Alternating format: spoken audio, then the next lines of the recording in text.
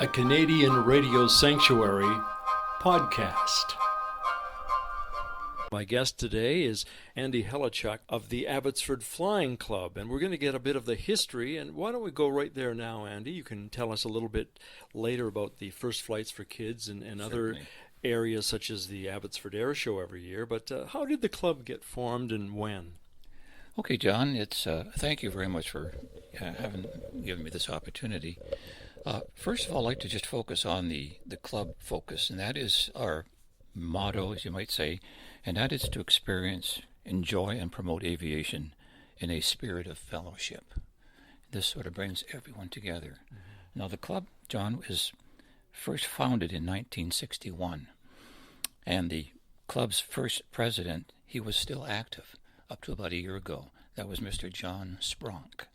Now, he retired as a Pacific Western Airlines captain for many years, and his family, his daughter, his immediate daughter, was an air traffic controller. So you can see that aviation was in the family. And he was also in the Dutch Air Force as a fighter pilot. The membership has actually grown over the years. From time to time, there's life memberships have been bestowed on various persons for their long service. Like John, he would be a life member, and many others. From the first inception of the club, the club has actually participated in many aviation activities. But in 1962, the Abbotsford Airshow was held as a joint project between the Abbotsford Flying Club and the Abbotsford Rotary Club. So the two got together, and in 1964, the Experimental Aircraft Association, otherwise known as the EAA, they took over from the Rotary Club and joined forces with the Abbotsford Flying Club to continue the air show. Well, the Flying Club handled all the flying events and the crowd control, and the EAA was responsible for the gate admission and the car parking. But in 1970, the Abbotsford Flying Club was presented with the Aircraft Owners and Pilots Association, giving us the highest award in the recognition of the Flying Club in outstanding contributions to the aviation as the sponsoring body and also the contributor to the Abbotsford International Airshow. And the last year we had the 4 days I volunteered in the campground, and we had many trailers, RVs, tenters participate here for the 4 days of the show. We had, it was just a total success. The air show did very well this year, 2014. Back in 1968, the Abbotsford International Airshow Society was formed, and the board of the directors was actually composed of the Abbotsford Flying Club industry directors. Now, the Abbotsford International Air Society has grown to such proportions and complexity that a large pool of volunteer labor is required to make this air show a success, and it takes and there's many parts of the show that we need volunteers, and in order to continue the success of the air show, it's directly related to this.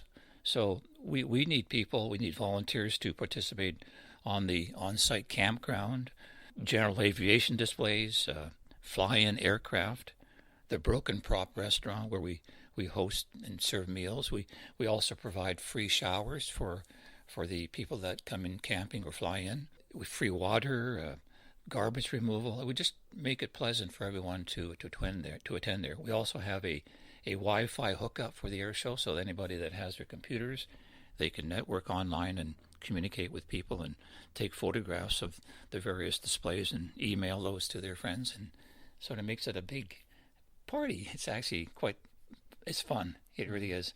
And people, for the last 7 years that I've been there, people keep coming back. I keep seeing the same people.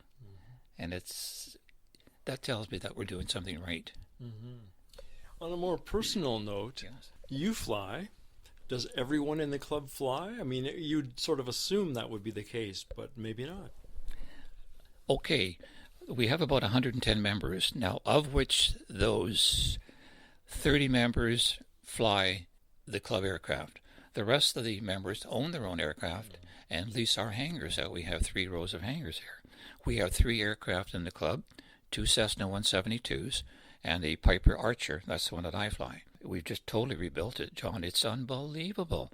We spend an awful lot of money on this, but we have a brand new engine, propeller, all new interior, beautiful leather interior, all new glass, carpet, paint, propeller, and the latest Garmin GTN 750 GPS. This is unbelievable. This gives you a pictorial picture in the cockpit of where you are, so you have that situational awareness happening right there in front of you. It shows terrain. It can couple with live weather, etc. But part of that radio, part of that GPS unit is the actual communications with the air traffic controllers. It's all tied in together. It's coupled to the autopilot, so the autopilot can actually fly these ARCs and ILS approaches or non-directional beacon approaches, or just fly strictly on heading. Fantastic. You want young people to get involved, or at least to be aware of the beauty of aviation. Tell us about a program you have for that at the Abbotsford Flying Club. We have a program that takes part about June the 4th of every year, and it's called First Flight for Kids. We try to, on our website, we solicit for free mothers and fathers that have children between the ages of 6 and 13 to experience their very first flight in a small aircraft. The volunteers last year, we had 8 aircraft operating, and we flew 105 kids for their very first time. And I tell you, it was unbelievable, the enthusiasm there. I was fortunate to be the videographer and was able to capture a lot of the excitement from the kids as they come off the aircraft. It's unbelievable, John. 105 kids. So the look on their faces for the first-timers is quite something, isn't it? It is unbelievable, and I've been just perusing the video and editing it, and to hear the comments and the thrills and the screaming and the screeches from these children, it makes you feel so nice. And then when you read the comments on the website of the families that have responded, it brings tears to your eyes. It's so sensitive. Very nice. If someone wanted to join the Flying Club in Abbotsford, how do they go about that? Every second Wednesday of the month we have a meeting, and guests are allowed and to come in and get information, or simply phone and leave a message. We'll return the call, and that way people will have the opportunity to not only become a flying member, but you could be an associate member to take in all the other facilities of the club. You know, we have normal barbecues. Fridays is our TGIF day that we all get together and with guests and members, and we have barbecues, or just sit around and have a juice or watch a movie, chit-chat about aviation. There's so much going on there. We have a full kitchen facility at the Flying Club, and pool tables and barbecues. It's just a nice atmosphere to sit and relax and talk aviation. So TGIF, thank goodness it's flying. That's correct. I had a fantastic story. It happened many years ago. A friend of mine owned a Beech 18 out of Vancouver, kept it at the Innotech Flying Services, and I was the second pilot, the right seat pilot on this airplane, Beech 18. It grosses out at 8,750 pounds at takeoff. Twin engine, 2 Pratt & Whitney R985 radios developing 450 horsepower on either side. But anyway, this friend of mine, Ted Howe, was the owner of the aircraft. He brought a friend along on this flight, and I had no idea who it was or his experience in flying. Anyway, we got up in the airplane. We took off of runway 08 at Vancouver with a left turn out. Just after takeoff, Ted says, "Okay, you have control now." So he went back into the cockpit, into the cabin area, and chit-chatted with his guest. So I continued flying out, working the air traffic control center. We were cleared out over the city and up towards Sechelt. As we headed up the coast there towards Powell River, Ted mentioned if his friend could come up in the front and occupy the left seat, which was vacant. That's normally where the captain sits. Anyway, this fella gets in there.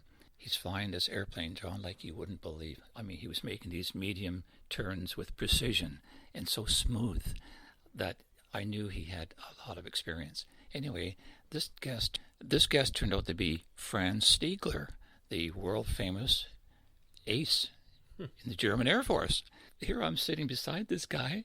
Unbelievable. I had no idea who it was. And and he's making these turns and flying the aircraft with precision. And as we got on closer towards Powell River, Ted came up and did the landing for insurance purposes. We had a nice coffee there in Powell River, and then we took off on Powell River and went over to Victoria for lunch. Landed at the Victoria International, and then leaving in Victoria, we went back to Vancouver and landed at Vancouver, put the aircraft away, and I had no idea who I just met. But what a thrill. Fran Stiegler. Okay, well, thank you very much, Andy. This has been great. And anyone wants any more information about the Abbotsford Air Show, you can email them at info@abbotsfordflyingclub.ca. Thank you, Andy. Thank you very much, John.